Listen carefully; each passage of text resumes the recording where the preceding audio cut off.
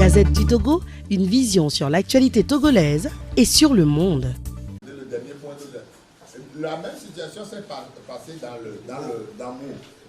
Notre vice-président Passoki est candidat du parti dans le Mou pour les législatives. Mais dans un centre de vote, à la fin, ils ont fait des fraudes, ils ont bourré tout ça.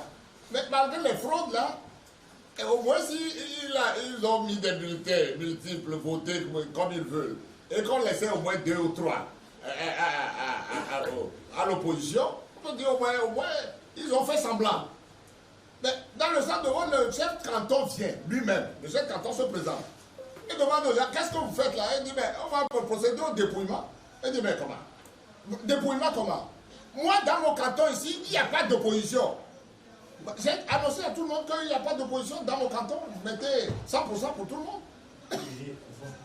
Eh bien, alors, c'est un chef de canton. Il paraît que, je ne sais pas, il est assez puissant, que tout le monde a peur. Dès qu'il a fait ce truc-là, malgré les protestations, les gens sont pliés, ils ont mis ce qu'ils doivent mettre. Voilà, donc si nous décrivons cette situation-là. Le cas de Britt à M. Atoyam. Oui, mais c'est des choses ignominieuses. Hein? C'est-à-dire que ce qui s'est passé, je vous affirme que ce qui s'est passé, ce ne sont pas des élections. On ne peut pas appeler ça une élection dans un pays démocratique. Est-ce que nous sommes même un pays démocratique dans quoi? Est-ce que ça ressemble à un pays démocratique quand les gens se comportent de cette manière-là? Alors, pour terminer la série de la première question, vous m'avez demandé que nous avons fait l'autocritique au niveau de l'opposition. C'est vrai. Nous-mêmes, ce qui nous arrive aujourd'hui, je ne dirais pas qu'on l'a cherché, mais nous y avons contribué.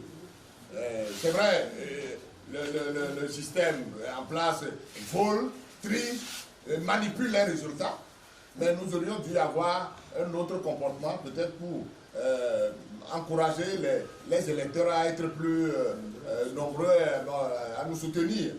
Parce que le message de la population depuis un moment, c'est que soyez unis, soyez ensemble pour qu'on puisse mieux vous aider.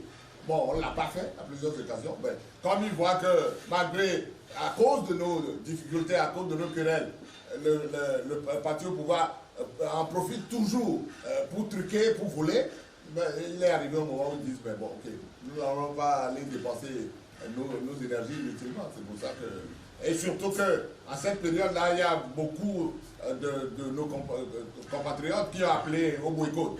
Il y a même une organisation qui a dit de faire du jour des élections de Togo mort. Bon, je ne sais pas quelle influence cette organisation a tellement sur les électeurs, mais il y a déjà des précédents auxquels nous-mêmes nous avons contribué et qui ont rendu la chose comme elles le sont aujourd'hui. Alors, maintenant, la leçon à tirer, nous l'avons dit également dans notre déclaration liminaire. Il est temps maintenant qu'on se réveille. Nous avons une opposition à reconstruire. Nous devons repartir. Nous, on ne peut pas laisser notre pays entre les mains de ces gens-là. On ne peut pas. On n'a aucune dignité à laisser notre pays dans la main de ces gens. Alors, dans 10 ans, si on laisse le pays entre les mains de ces gens-là pendant 10 ans, le Togo sera rayé de la carte. Le Togo sera rayé. Parce qu'il ne restera plus rien. Parce que c'est des vautours. Ils sont des vautours, véritablement. Alors c'est à nous de tirer le sort de ce qui est arrivé pour repartir au combat, en faisant ce qu'on aurait dû faire. Voilà, je sais que ce que je dis là est difficile, mais nous avons l'obligation de le faire. Nous n'avons pas d'autre choix que d'aller vers cette solution-là. Et dire également à ceux qui sont permanemment sur les réseaux sociaux, continuent à invectiver, à insulter. Mais la plupart de ces gens-là, vous ne les verrez jamais dans une manifestation publique. Lorsque vous lancez des manifestations, c'est des gens que vous ne connaissez pas, que vous ne voyez jamais.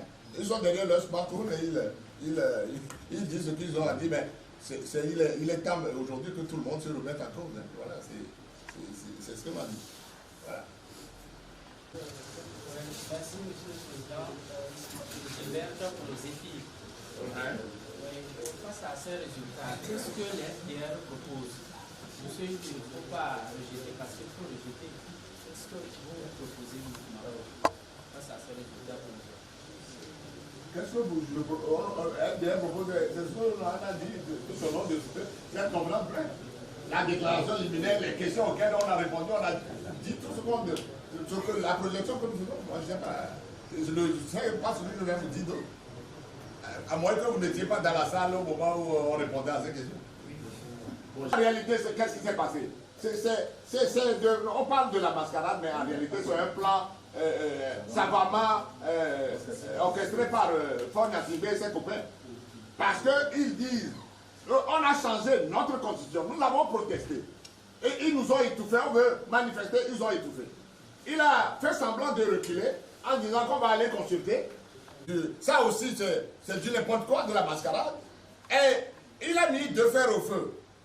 Et il attend les résultats des élections pour savoir, comment je vais me comporter. Est-ce que je vais promulguer ou non? Si par hasard, les résultats étaient en faveur de l'opposition, c'est sûr qu'il n'allait pas promulguer. C'est sûr qu'il n'allait pas promulguer parce que, à supposer qu'on sorte majoritaire de ces élections législatives, mais il allait mettre ce test-là sous coup de doigt parce qu'il ne va pas permettre à l'opposition d'être majoritaire à l'Assemblée et que c'est elle qui va décider le président du Conseil. Ça, c'est sûr.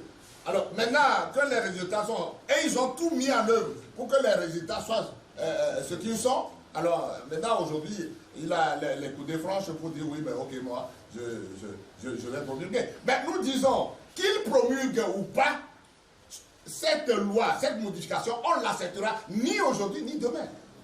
Même si on n'est que 5 députés, mais nous allons organiser la résistance. Nous allons réellement organiser la résistance. On n'acceptera pas que notre pays coule comme ça, à cause de certains, parce que quelqu'un veut demeurer président à vie pour le Togo. On ne l'acceptera jamais. Quel que soit ce qui nous arrivera demain. On ne peut pas l'accepter. Parce que nous avons quand même une dignité de citoyens à défendre quand même. On ne peut pas, nous tous, nous aplatir comme ça devant ces gens. On ne peut pas le faire. On ne le fera pas. Nous allons organiser, il va y avoir une action concertée. Je l'ai dit et je le répète encore. Nous avons l'obligation de nous concerter. On est allé à une élection pour élire 113 députés. À cause des mascarades dont je vous ai parlé, on ne nous donne que 5. On nous dit aujourd'hui que l'UNIR est tellement populaire, elle est puissante, ce parti est tellement aimé des Togolais, parce qu'ils font, ce parti a tellement fait la joie des Togolais en matière d'infrastructure routière, santé et tout ça, les Togolais ont applaudi en disant ok, de ce parti-là, on lui accorde l'avantage de lui donner tous les députés. Mais je me demande même pourquoi ils nous ont laissé 5. Non, c'est parce que ça a donné nos partis braqués, toi. C'est ça. On aurait pu dire, ok, tous les autres députés, bon, ok, lui a pris. Non, c'est de la foutaise.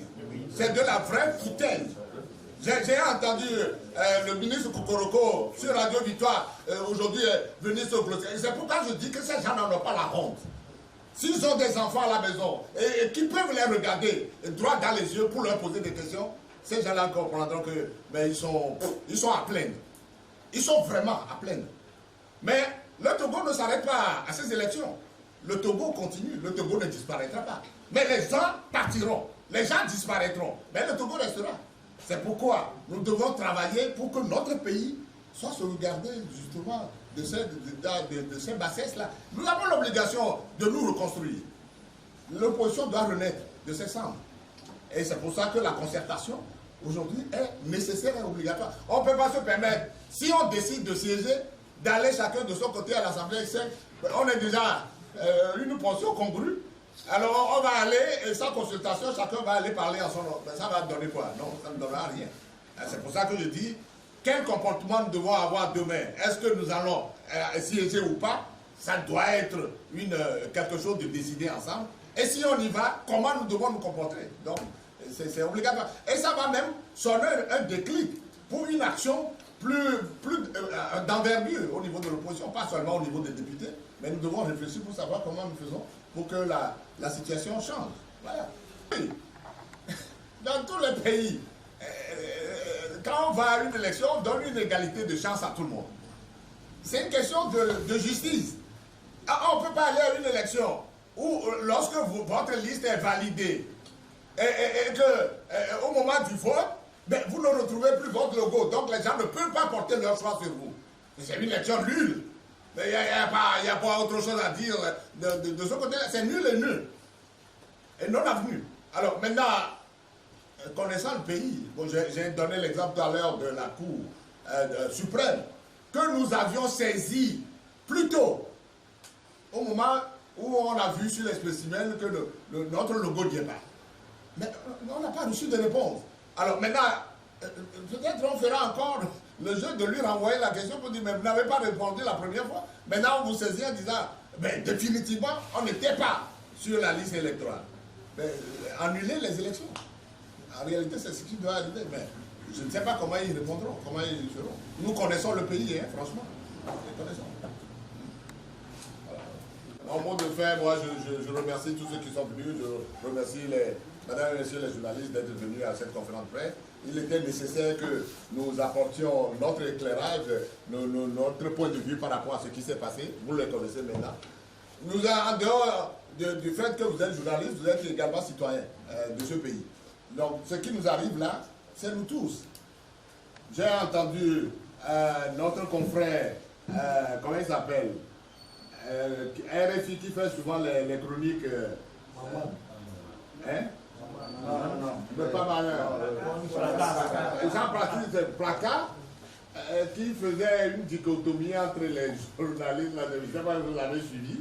Il y a des gens qui font du bon travail, d'autres qui contribuent plutôt à cause des intérêts. J'avoue que même si nous avons des intérêts à défendre, lorsque la patrie est en danger, lorsque la patrie est en train de couler, mais nous devons avoir une fibre républicaine, quelque chose qui doit nous réveiller pour dire non, au moins apportons quelque chose pour sauver notre pays du désastre.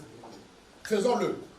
Parce que demain, nous sommes en train de partir. Hein. Moi, ce que je suis en train de dire là, je ne sais pas combien de temps je continuerai à le dire, mais je me bats pour les enfants de demain, nos enfants. Je me bats pour nos petits-enfants. Mais ne pas le faire aujourd'hui, ils nous demanderont des comptes. Même si on est dans la tombe, ils nous demanderont des comptes. Alors, vous êtes venus, vous allez écouter, faites votre part. Voilà, c'est que chacun fasse sa part. Moi, nous avons fait la note. Faites la vôtre. Merci beaucoup et à très bientôt.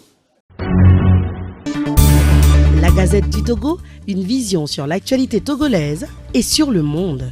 Rejoignez-nous sur le www.lagazettedutogo.com ou sur nos comptes Facebook, Twitter et YouTube. Pour tout contact, écrivez à contact@lagazettedutogo.com ou appelez le 92 80 88 53. La Gazette du Togo, c'est l'information en continu.